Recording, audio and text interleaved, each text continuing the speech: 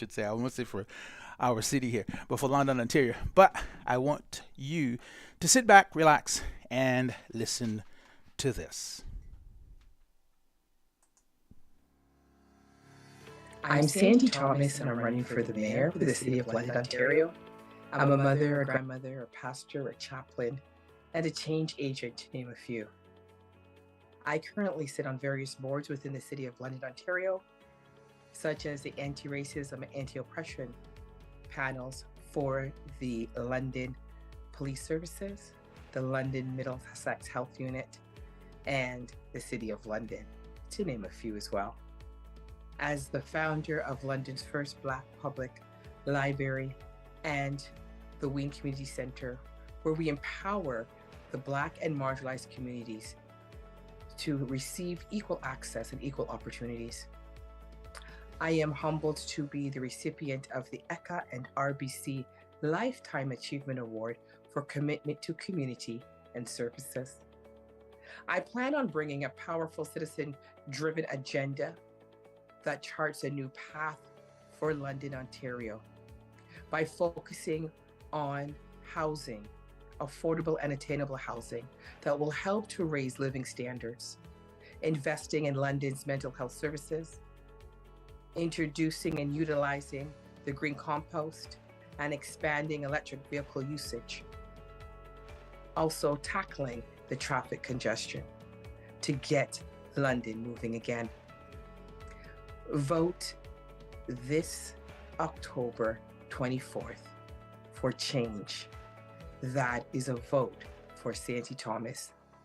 The time is now. It's time for a change. So vote for Sandie Thomas. Thank you. Well, good morning. I want to take away the church from your stand that you're on right now, but she is a pastor, as you know, Pastor Sandie Thomas, and she's also a mayoral candidate for London, Ontario. Good morning. Good morning. And how are you this morning? I am blessed and highly favored with grace and mercy following after. Thank you. All right. Now, we had you on before, and I told him I'll bring you back to have a conversation with you pertaining to your running for mayor in London, Ontario. Now, there's a few things people need to know about London, Ontario. This is not London, England, by the way, because somebody asked me that question. London, Ontario never had a black mayor before. It is also known for the KKK who kind of hide out in that area. So you know how pretty much the area is.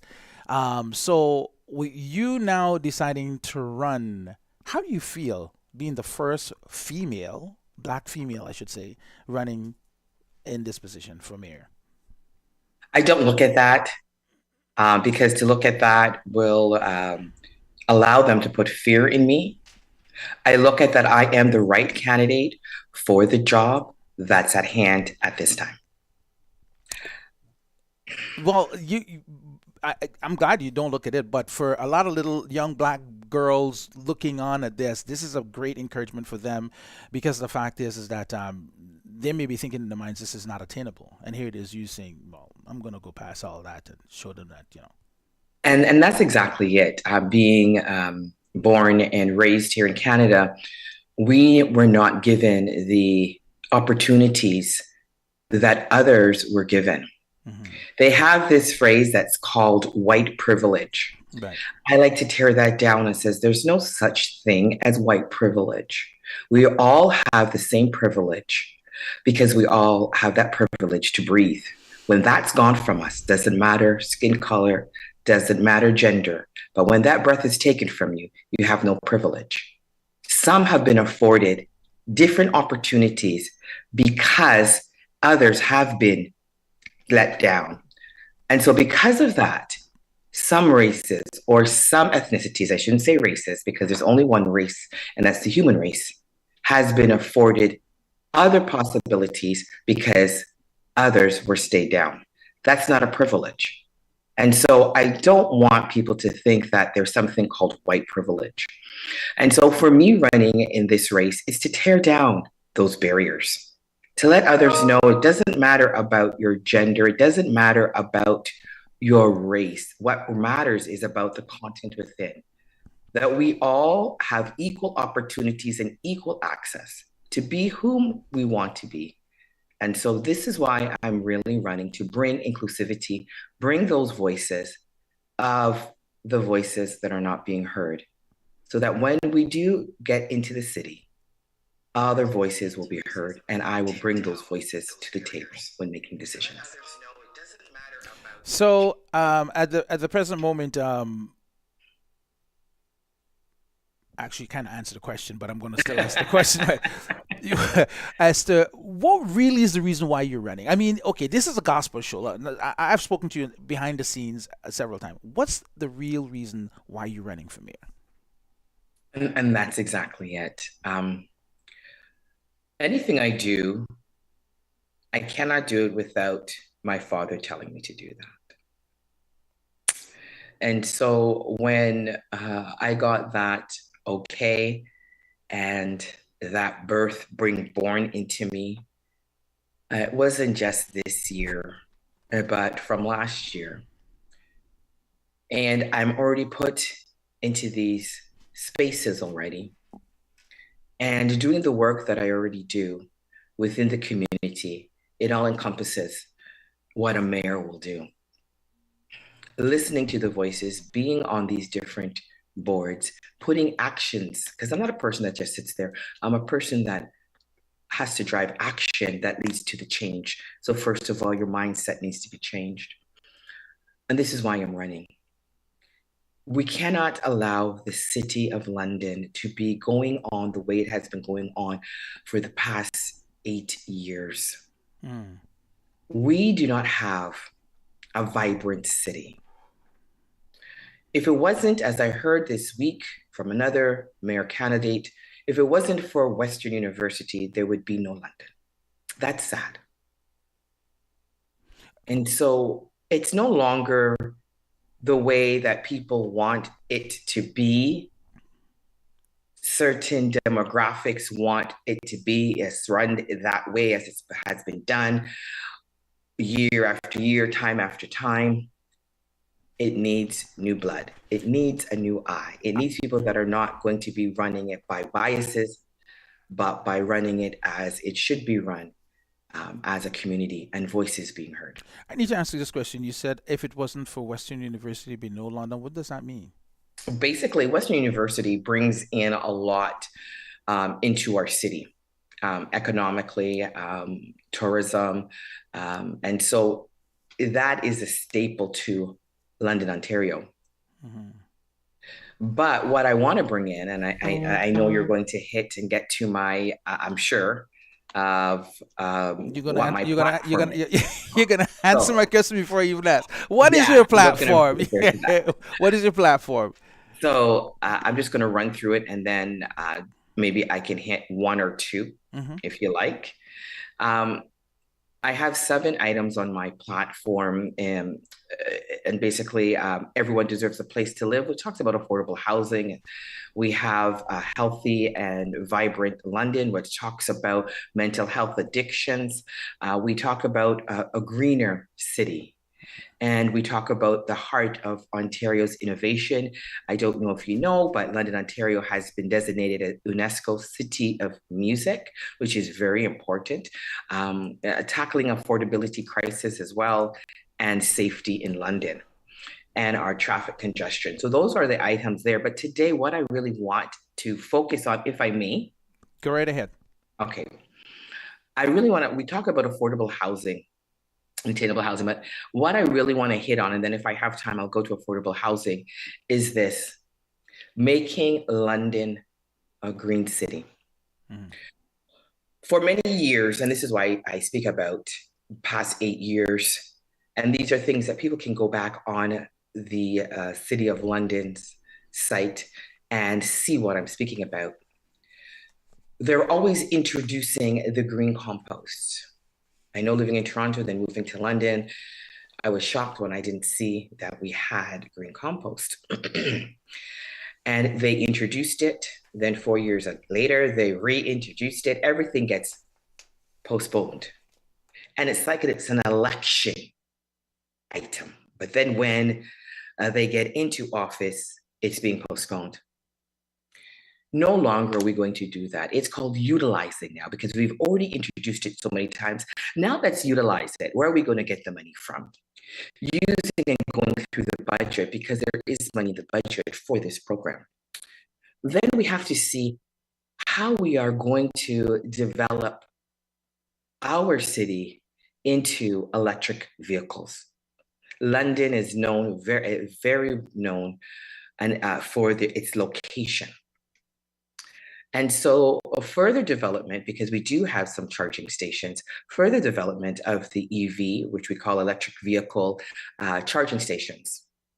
Speaking to the London Economic Development Corporation and finalizing some deals where we can now have a factory, maybe one or two, that are now going to make electric vehicles. What will that do for our city? Create new jobs. We have to start to investigate in new, greener technologies with our city planners, with the councillors, with working groups for more trees. We bring the developers into our city, which is great. But if the developers are taking away from our natural resources, we have a problem. And so how is it that we are known as a forest city, but we have no forest? We need to do a collaboration with the developers that you're coming in and you're making these beautiful homes, but you're tearing away from our forests, our natural resources. We need you to make sure that you're planting back some trees. For the sake of time, I'm going to ask you to spin to affordable housing and attainable housing. I'm quite interested in that one. Okay, thank you so much. So with the affordable and attainable housing, a lot of times we talk about affordable housing, but it encompasses so much. So with affordable attainable housing, I'll just let you understand what it is. And so affordability means keeping your rental costs below 30% of the gross annual household income. I want people to understand that. It is the gross annual income in the home. So if it's a one-parent home, you must keep your rent costs no higher than your threshold of 30% in order to be able to afford the other things in life. Also includes home ownership. Attainability means ability to enter and gradually move to aggressively higher levels of the housing market. And so bringing these understandings to people and now bringing programs to the city so we can move from affordability to attainability to rent to own options. This is what we need to do. How do we do this? By working with developers, the provincial and federal governments, and other private sectors to ensure that the variety of housing solutions are realized in London. So Londoners will have a choice to ensure that the supply of housing solutions in London keep up with the present and future demands. Another thing we have to understand when we talk about our friends, I call them our friends that are in our community that are unhoused. We have the crisis homelessness. We have homelessness that is called transitional, and we have that's called episodic homelessness. And if we're going to really make sure that we are cleaning up our streets with those that are homeless, then we have to take a look at the types of housing that we have. Do we have choices for Londoners? And right now we have roughly around 500 people that are known as chronically homeless. Our friends that are unhoused that are chronically homeless because of mental addiction, because they've lost their jobs. Chronic homelessness are those that have been homeless for 6 months and above. Those are the ones that we want to really focus on, get them into the affordable housing. How do we do that? Well, there's many people that I have knocked on doors that have been in affordable housing for over 30, 40 years, and they can't move because they never heard of attainable housing. They never understand about No one has taught them about rent to own options and things like that. So these are the programs that we want to do. So then we can get people from off the streets into the housing, move them from a housing into the attainable housing, move people from attainable housing into rent to own. And so we want to have where we call this the gradual fluctuation of people going from they're graduating from step to step. So within 3 to 4 years, you will see a closing gap within the homelessness with London, Ontario, and people being more vibrant. And now they are what? Productive members within society that are now working and becoming more and more successful, giving people equal opportunities. That is what we need to do. But we can't do that if we continue to run the city with only seeing the city through one eyes. We have to have people that have those lived experiences. And I have those lived experiences to bring to the table to make sure there's a holistic approach when dealing with all matters within the City of London. Pastor Sandie, thank you so much for sharing with us this morning. Thank you so much for letting us know what's going to be happening. And I mean, for the rest of us who, we excited, period. I mean, black folks get excited when they see a black person running for a position that has never been run for before, especially by a female. And I think there's another female in Toronto too, that the black female who's also running for mayor. I don't know how well she's doing. Within, let's say, 10 seconds, 5 seconds, 10 seconds, how well do you think you're doing so far? I believe we're right at the top. I've been told we're two or three right now, and by going door to door, this is what we do. And so I want to let people know that if you go to thomasfortomorrow.ca, if you can't vote, donate, because it does take money to run the campaign. But if you can vote, make sure you're looking at all of the candidates. It doesn't matter if they're trustees, doesn't matter if they are running for council in your city or if they're running for mayor. Take a look at each person's platform, making sure that they have strategies. It's not just a platform, but they have a plan to solve the situation, and then go and vote. It's important. Our voices need to be heard. And that's the most important thing. Thank you once again. Again, Thomas 4, the letter 4, tomorrow.ca. Thomas, the letter 4, tomorrow.ca, and you can find all the information you can about Sandie Thomas running for mayor in London, Ontario. Congratulations to you again, and I'm saying congratulations. Do you want congratulations to you again? And into being, yeah. And looking forward to the aftermath. See what happens. See what God wants you to do. God bless you, and thank you so much for being with us this morning. And thank you, Claremont, for having me on. I appreciate you so much, and all of you at this. It's called SPR Live FM. There you go. You got it right. People always get confused with it. Thank you so much. We'll be talking to you soon. Stay put. Thank you. And blessings. Bye-bye.